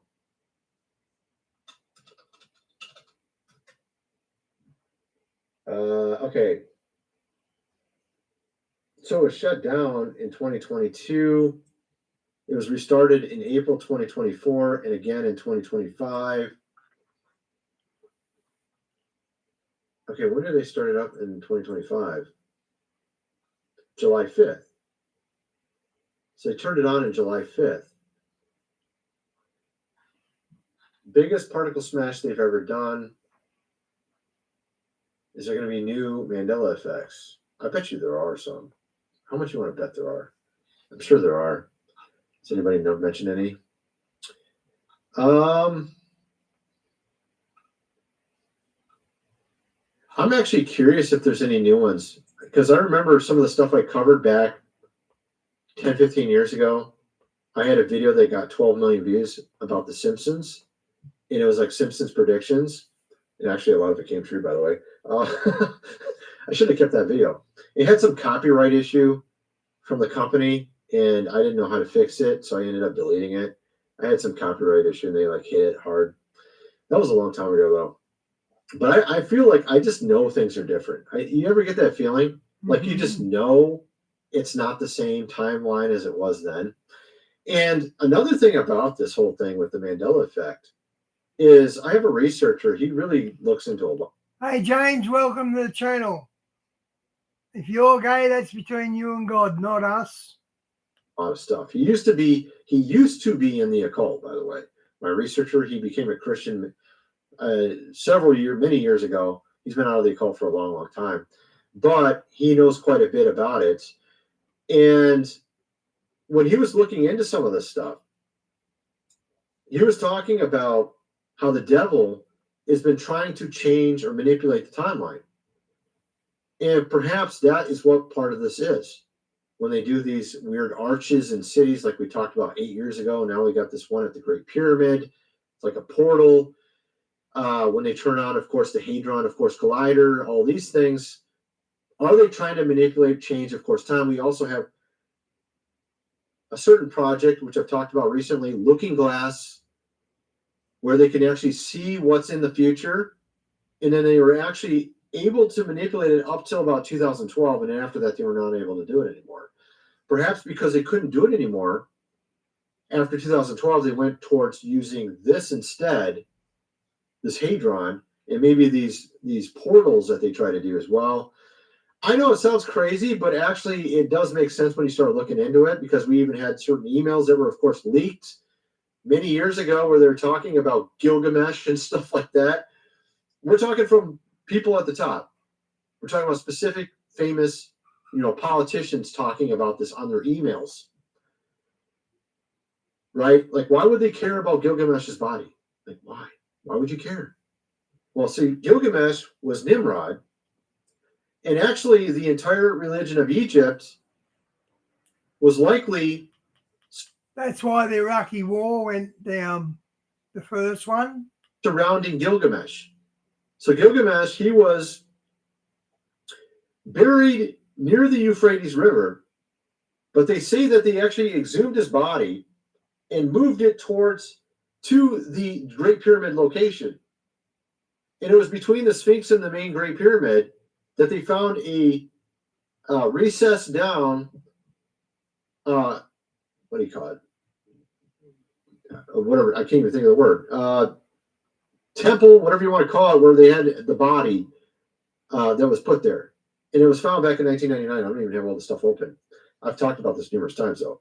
So apparently, his body was moved from there to Egypt, because I believe the entire religion of the pharaohs was around Gilgamesh and what he was trying to do, where he was building the Tower of Babel, because I believe Gilgamesh is Nimrod. I don't even have all the stuff open. I've talked about it numerous times before. But I actually think that all the stuff's connected. Yeah. I don't want to, I mean, you can check out some of my old videos. I actually have it up on my website, GR Videos. I can actually show you real quick. Okay, so you can go to my website, GR Videos. It's linked in the description there. It actually might be the top link actually has all my links, and you can find it through there as well. But this is the free video section, and you just click to this right here. There's like in all categories, and I got all these words here that are just keywords. You click on Gilgamesh, and it'll probably be one of these videos. Like this one right here is probably one of them. I have others too. Like you can look for the word pyramid or other words. The free section doesn't have a ton of stuff in it. If you go to my membership section, which actually I just discounted, $5.95, $49.95 for the top plan, $5.95 for the cheap one, where you can just get access to the videos, and you can go to some of these different categories and just go in there and you can do the same exact search off the all categories right here. At any rate, so go check that out. But at any rate, so I mean, I wanted to get into more stuff. Actually, I have a lot of stuff here.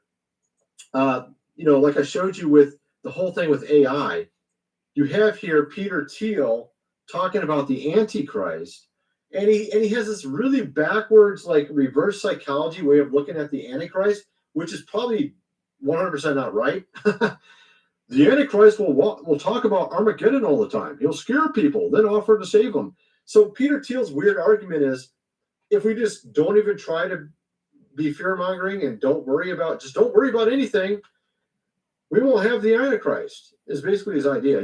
He says we should have no regulations for AI, which makes no sense whatsoever. What he's saying. I think there's a difference between fear and concern. We should have a lot of concern. Of course, I'm kind of concerned about Peter Thiel because he went to this builder, Berg. Maybe he's a double agent. Meeting like a few months ago. So, I mean, that's my point. At any rate, the fact is we're seeing a lot of spiritual things going on right now. You have in the world, in South Florida, in a lot of these different college campuses, revival going on. As you can see there. And then at the same time, in Nigeria, Christians are refusing to renounce, of course, their faith. Almost 8,000 churches now attacked. Wow. 5,000 put in jail. And almost 5,000 also are just gone. As you can see here, they're still going to church. Africa is a death trap for Christians. Even when their building has been destroyed. Absolutely astounding, but shows you how the devil's been working of recent. In the UK, you have here, apparently you're not allowed to sing church songs outside of church now. Religion you're allowed to do anywhere. No, miss, you're not allowed to sing church songs outside the church grounds, by the way. You're not allowed to sing church songs outside the church or church you're not allowed. That's fine. Except for if you're a Muslim, then you can do it all you like. You can actually even stop traffic. You can pray in front of cars. And on a freeway, you can literally do that if you want, if you're Muslim, apparently. You have here in Texas, Dallas, Texas, a Christian boldly went to hold his own prayer to protest, of course, against, we're seeing Muslims now praying in the park here in Texas. Check this out. Our Father who art in heaven, hallowed be thy name. Thy kingdom come, thy will be done on earth as it is in heaven. Give us this day our daily bread, and forgive us our sins, as we forgive those who sin against us. And lead us not into temptation, but deliver us from Islam. For thine is the kingdom, the... Goodness gracious, dude. So you got that going on. And as I was saying, with regards to the Great Pyramids, we talked about all these massive chambers underneath the Great Pyramid. There are labyrinths. And it's actually far more space underneath the pyramid than they let on. At any rate, that's my video. Kind of want to know what you guys think. Let me know in the comment section below. Thanks for watching.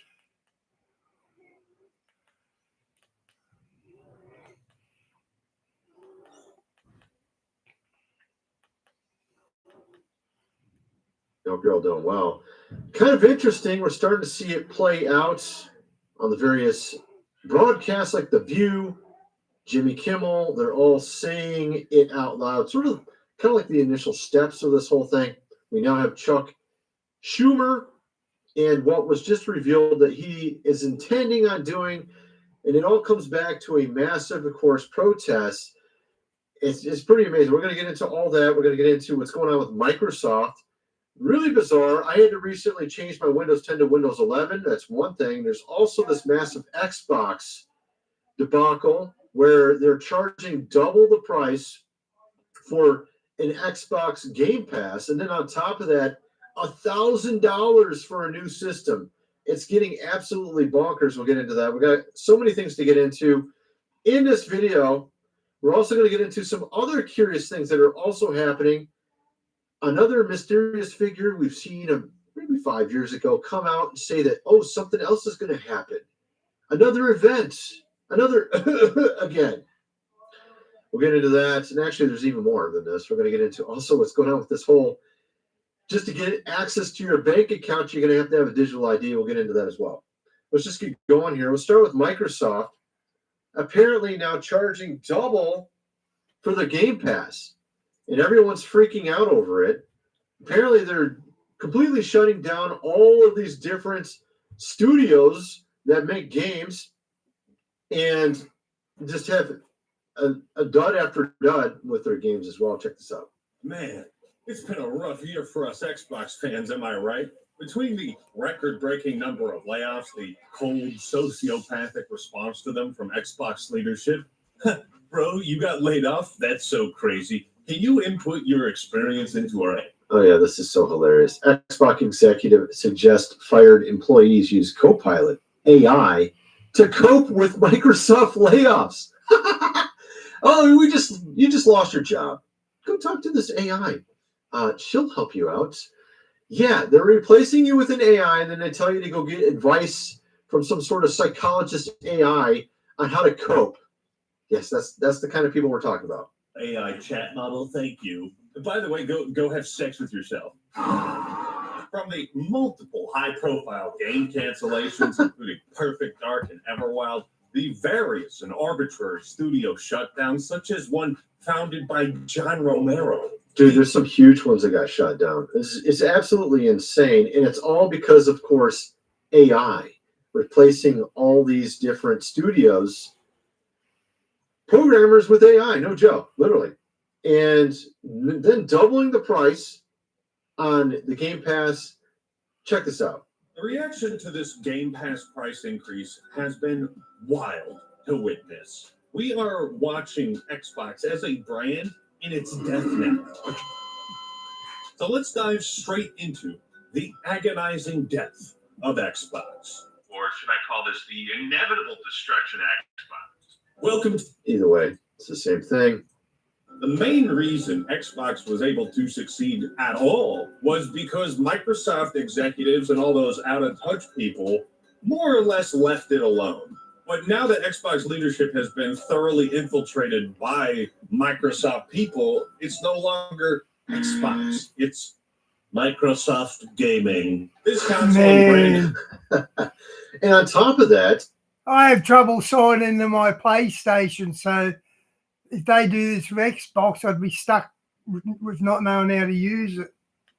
you have this Windows 11 requirement. Now, if you have Windows 10, which I had on all my computers, I absolutely didn't want to upgrade ever.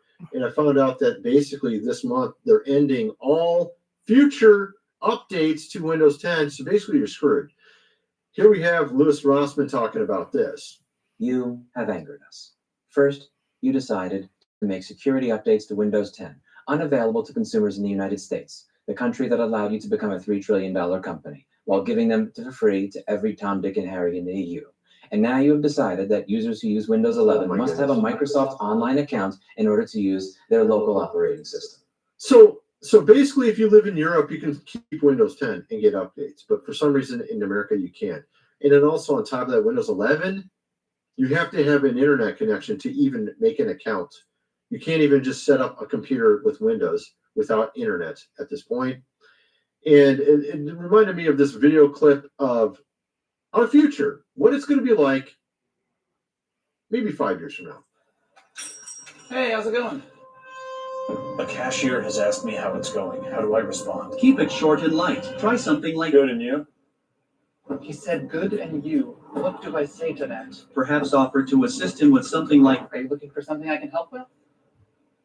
What items am I collecting? The items you should collect depend on your needs. What are my needs? Needs can vary, but the most common are health, food, shelter, and companionship. Do you have companionship? So, of course, that was pretty funny. This is supposed to be a parody, but honestly, I really wonder in 5 years if everyone's going to have a chip in their head and they're going to be talking to AI. They're going to be like zombies, and AI is going to tell them what to do. This is probably what I think the guys at the top want. Us to literally have chips in their head paying $1,000 a month for Microsoft Game Pass. That's kind of what I'm starting to think. Now, of course, and on my other channel, I'm going to get into this whole thing with Hassan Piker because it's gotten much crazier. They found numerous more clips. I'm not going to get into it here, but essentially, he's been made 100%. We got multiple clips of him not doing nice things to his dogs and admitting to having shock collars. We'll get into that on my other channel. Go check that out. And we're going to get into actually the big story on this video, which is what are they planning? Oh, yes, we figured it already out, my friends. Yay. Actually, it's not yay. It's really terrible, actually. So what are you going to do for food when that happens, Di? Seriously? They have the government shut down. They want to keep it shut down for a certain, of course, protest that's coming up. While they're gaslighting you, we'll get into the whole thing in a second here. And actually, that's not it. Apparently, there's like 3 different things going on at the same time. Or they would love to take, of course, your rights and whatever else. We'll get into all that as well. First, I got to mention Food Supply, 25-year shelf life. Link is in the description. 4 months worth for $6.97. You're going to definitely want to get that if you have not already. Look at all the wonderful things happening around you. Oh, it's such a great paradise that we live in. Link is in the description. Of course, this book here, The Lost Ways, How Your Great-Great-Grandfather Lived Without Electricity, How to Build a Cellar, How to Live, essentially how you're going to have to live in the future. Either that or you're going to live in the Terminator movie. One of the two. So you might want to get this book, get the printed version. So I'll play that after this and I'm going, guys. $37. Link is in the description for that as well. Go out, check out all my other social media, link below. We had, of course, a bomb of a movie from Leonardo DiCaprio. Of course, he's not well known for bomb movies. Usually all the movies he's in do quite well. Unfortunately, in this case, they released an Antifa-type movie. One battle after another flops at the box office despite Hollywood media spin. The timing, of course, fits in perfectly to what we just discovered they're trying to do. Oh, yes, they want to start an up, of course, rising in all our cities using this group, which we've already have seen what they're really all about, where they get their funding from. Matter of fact, I'm going to show you all the groups that fund them in a second here. This movie completely flopped, of course. Maybe there wasn't enough Antifa to watch it, I guess. I don't know. Then we have, of course, all the lamestream out there saying that Antifa doesn't exist. Check this out. It's not a highly organized movement. It's a moniker. It's not a unified group like the Proud Boys are. Things like Antifa are things that are thought up. It's all in this guise of going after Antifa, which is nothing. There's no organization. Oh my goodness, dude. Every single show, including Jimmy Kimmel, The View, and actually all these other people, whoever these people are, I don't even know who they are. They're all saying it. All at the same time, on the same day. The Antifa doesn't exist. The same exact day that Leonardo DiCaprio releases this movie. It's just so weird how all these things are perfectly timed together. It's so strange. I can't believe it. Then we have this, of course, Chuck Schumer. What does he want to do? Oh, let's have a listen. But I have had it with these people. They're playing games with real people's lives. The theory we have right now, they have a Hate America rally that's scheduled for October 18th on the National Mall. It's all the pro-Hamas wing and the Antifa people. They're all coming out. Some of the House Democrats are selling T-shirts for the event, and it's being told to us that they won't be able to reopen the government until after that rally because they can't face their rabid base. I mean, this is serious business. So now you see the plan forming of what they're going to do over the next week or so, a little bit over a week. Sounds rather disorganized. Now seeing what they're really trying to do. Activists are pressuring him to hold Schumer shut down until after the No King's Day protests on October 18th. Military families will go without pay 100% because Schumer. Actually, what's really going on here is this is entirely, of course, planned. They're trying to make. We got to get Chucky up before the CIA, getting done for treason. This into a big deal. And who funds all this? That's a good question. Let's go look here. Oh, Warren Buffett, Ford, Rockefeller, Singham, Soros, of course, the Tides. Apparently, all these wonderful groups that apparently are paid to just go into our cities and cause ruckus are being funded by all these wonderful foundations. It's just so weird how they always come from these type of places. And of Häagen-Dazs, made of course to make it the ice cream of ice creams. This is Sydney. Millions of different worldviews. But we all believe in balanced, reasonable news. Here's to reason. Come here, come a little closer. Small sedan. I don't wanna hurt you. Little more, come Big What was that? Nothing. Gorilla Super. And of course, it's supposed to be charity. They're giving all their money away to this foundation, which of course is used, against us. Kind of weird. Yeah, so that's what's really going on with this whole entire thing. Yeah, so great. Of course, also we got a ton of other stuff to get into here. I'm going to cover how women are apparently retarded now in my other channel. not my fans, not the ones following my channel, of course, but I'm just talking about those that follow Taylor Swift and how they're freaking out, actually positive and negative about her. I'm going to get into that. Apparently, also those with nose rings. This is some weird video from Michael Knowles. I'm going to get into that on my other channel as well. And this one's hilarious. This woman literally freaks out like crazy. It's pretty amazing, actually.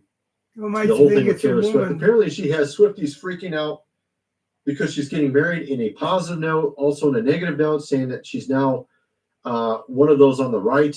She's a MAGA now, apparently, because she wants to get married and have kids. So I'm going to cover that over my other channel. But I wanted to mention about a face you haven't seen in a while. You remember this guy, the good old days, 5 years ago, Mr. Dr. Anthony there? Yes, indeed. He's here to help us out again, to warn us about something coming again.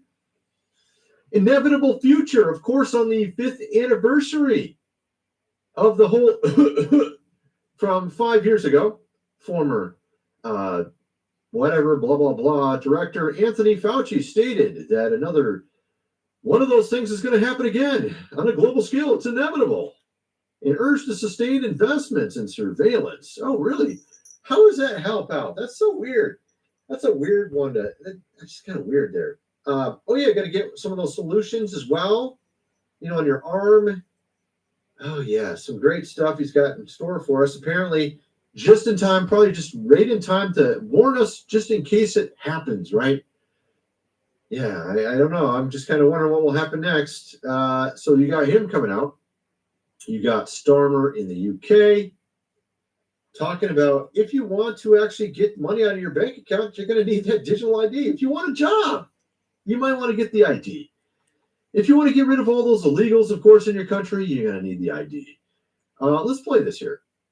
Here in India, I think it's 1 billion people have digital ID. It's been taken up on a voluntary basis in huge numbers, not least because it means that you can access your own money, make payments so much more easily than is available with others. So, oh my goodness, so you'll actually be able to access your money if you have this digital ID. You'll be able to get a job. Remember I covered that in the previous video, I think, on this channel, that if you want a job, you got to get the ID. That was what he said. What was that, like a few days ago, I think it was. Yeah, here you have Black Belt Barrister talking about, and this is actually a different clip than I played on my other channel, about this. Check this out. So now, as Keir Starmer's claim that digital ID is going to stop migrants, even the head of the Calais region said it won't. And this is... Of course it won't.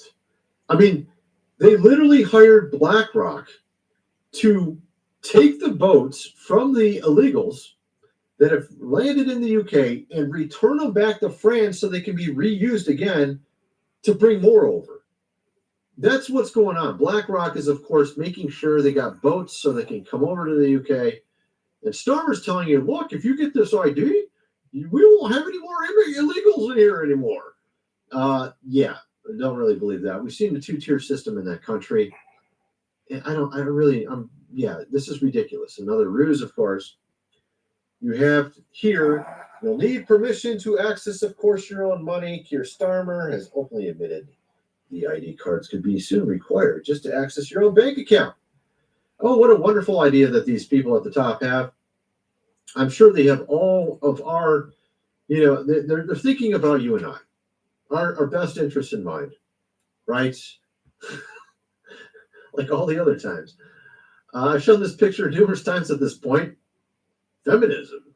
Actually, it's probably going to be better to put it on the other video because I talk about women a lot in the other video. But you can see here, of course, it's not just women. Obviously, Keir Starmer's not a woman. The fact is, you got, for some reason, almost everything in our society seems to be against the idea of having a family and children.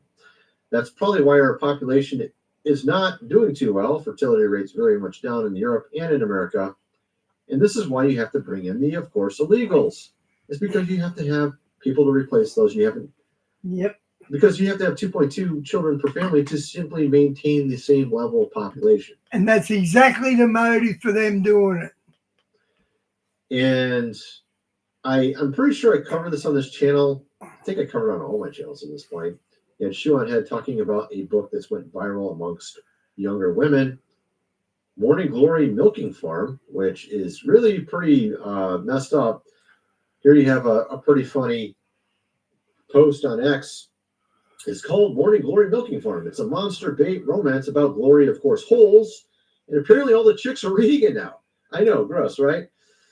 I mean, this is, of course, just a joke, but literally that's what it's about. This is no joke in that respect. I mean, no, a glory hole is something different than what you think, mate. It is minotaurs. They're literally getting, of course, off hybrids in the book. That is what they're doing.